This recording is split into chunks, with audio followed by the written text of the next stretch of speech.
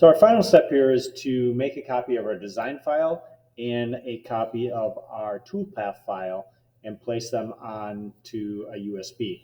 So probably the easiest way to do that is obviously you want to stick your USB into the computer, and then you're going to select the File Explorer down at the bottom. And I'm just going to maximize this so it takes up all the space. On the left-hand side here, we're going to scroll down and we're going to look for our USB. This USB happens to have a name and it's called BrainCo.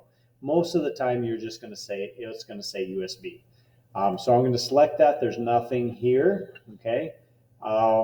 You may want to get in the habit of deleting the stuff that's on there, just so that you're not getting confused with anybody else's work, especially here because you're going to have two files. Now I'm going to go ahead and access my engineering folder. So I'm going to click on my network drive. I'm going to click on my engineering folder, and then I'm going to find my two files that I need. Again, one of them is going to be the ShopBot part file, which is my G code, and the other one's going to be my Vectric file, which is and they should be named the same. Okay, so I'm going to just select the first one, and then I'm going to hold my shift button down, select the second one. So now both of them have been selected. I'm going to right click and I'm going to select send to. I'm going to scroll down to BrainCo, which happens to be my USB.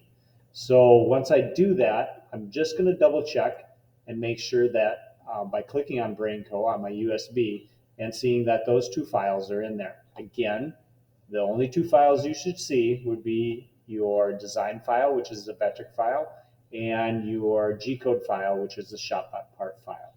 Now you can take those to the machine in the lab and load those two files